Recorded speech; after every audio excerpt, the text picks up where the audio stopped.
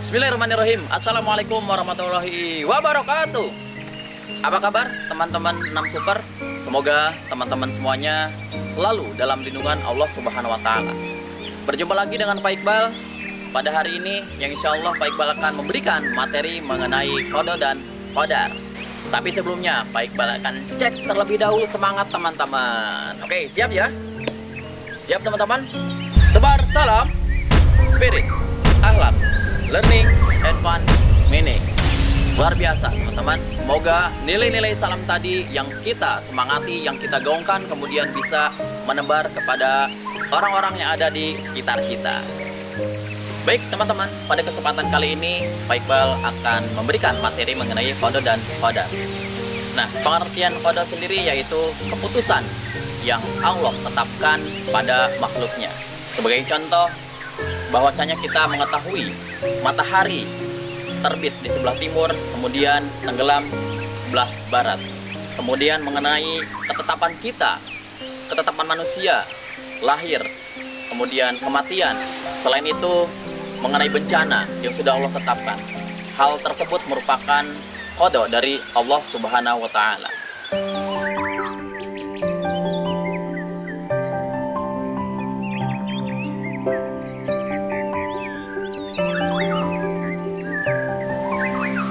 Teman-teman, lihat, banyak sekali dedaunan yang jatuh ya.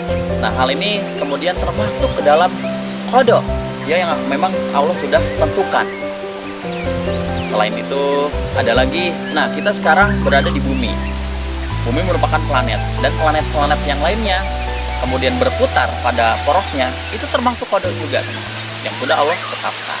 Hal ini Allah sudah berfirman dalam surat Al-Hadid ayat 22. Kita baca bareng-bareng ya teman-teman. A'udzu billahi minasy syaithanir rajim. Bismillahirrahmanirrahim. Ma asaba min musibatin fil ardi wala fi anfusikum illa fi kitabim min qabli an nabra'aha. Inna dzalika 'alallahi yasir. Yang artinya, setiap bencana yang menimpa di bumi dan yang menimpa dirimu sendiri, semuanya telah tertulis dalam kitab Lauhul Mahfuz sebelum kami mewujudkannya. Sesungguhnya yang demikian itu mudah bagi Allah. Teman-teman, hikmah yang bisa kita ambil untuk beriman kepada qada, yaitu kita sebagai manusia yang memang akan mengalami kematian ya, agar kita tidak melakukan sikap sombong dimanapun kita berada. Kemudian bertanggung jawab atas tugas yang diberikan kepada kita. Selain itu, kita juga harus santun dan rendah hati kepada setiap orang. Dan tidak kalah pentingnya, kita harus melakukan atau memanfaatkan waktu kita untuk melakukan hal yang bermanfaat. Sebagai contoh, belajar, kemudian melakukan murojaah hafalan. Selain itu, melakukan atau membantu pekerjaan orang tua di rumah. Hal tersebut bentuk rasa syukur kita kepada Allah Subhanahu wa Ta'ala. Selanjutnya, pengertian qadar, yaitu segala ketentuan Allah Subhanahu wa Ta'ala yang telah berlaku kepada seluruh makhluknya, namun bisa dirubah dengan berusaha dan ikhtiar. Nah, sebagai contoh teman-teman, kira-kira apa ya? Ada yang tahu? Nah, contohnya seseorang yang menjuarai kejuaraan, misalnya atlet taekwondo. Nah, di sini ada Baim, ada Arsyad, kemudian ada Takea, ada siapa lagi ya? Lana, ada Ahsan. Masya Allah, mereka berjuang dengan keras sehingga mereka bisa memperoleh keberhasilan. Nah, selain itu ada juga misalnya seseorang yang menghafal Al-Quran, yang rajin menghafal Al-Qurannya sehingga bisa mencapai targetnya untuk menghafal 30 juz. Nah, dengan kegigihan, kemudian dengan konsistensi yang sangat teratur, bisa melakukannya dengan baik sehingga seseorang bisa menargetkan hafal 30 juz. Nah, selain itu ada lagi teman-teman, kalau misalnya kita di sekolah ya, di sekolah ingin mendapatkan nilai yang tinggi misalnya, nah itu bisa kita konsisten dengan belajar, kerja keras seperti itu, sehingga hal ini merupakan sebuah bentuk syukur kita juga ya kepada Allah Subhanahu wa Ta'ala, bagaimana kita bisa berusaha untuk mendapatkan hasil yang terbaik. Nah, hal ini juga sudah Allah kemudian terangkan pada surat Ar-Ra'd ayat 11. Kita baca bersama kembali ya, teman-teman. A'udzu billahi minasyaitonir rajim. Bismillahirrahmanirrahim. Lahu mu'aqibatum min baini yadayhi wa min khalfihi yahfazunahu min amrillah. Innallaha la yughayyiru ma biqaumin hatta yughayyiru ma bi anfusihim.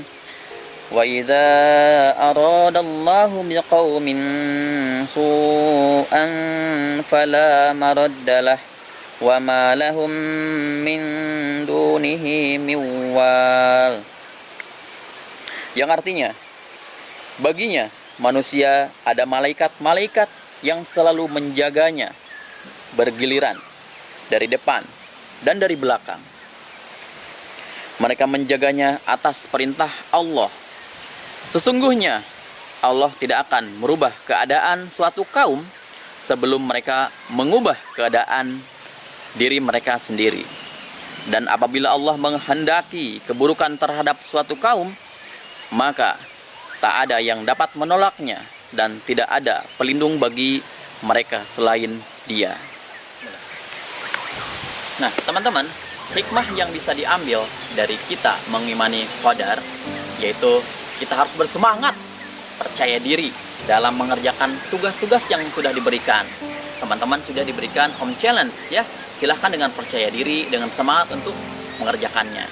Selain itu, teman-teman, segala cita-cita yang teman-teman inginkan itu harus diusahakan. Kalau tidak diusahakan, mana mungkin cita-cita tersebut, cita-cita yang teman-teman inginkan kemudian tercapai. Kemudian yang ketiga, kita harus giat dan disiplin dalam menuntut ilmu. Nah, itu mungkin ya teman-teman hikmah yang bisa kita ambil dalam mengimani qadar sebagai bentuk rasa syukur kita, karena kita sebagai manusia itu senantiasa harus beriman, bertakwa, dan bersyukur kepada Allah Subhanahu wa Ta'ala.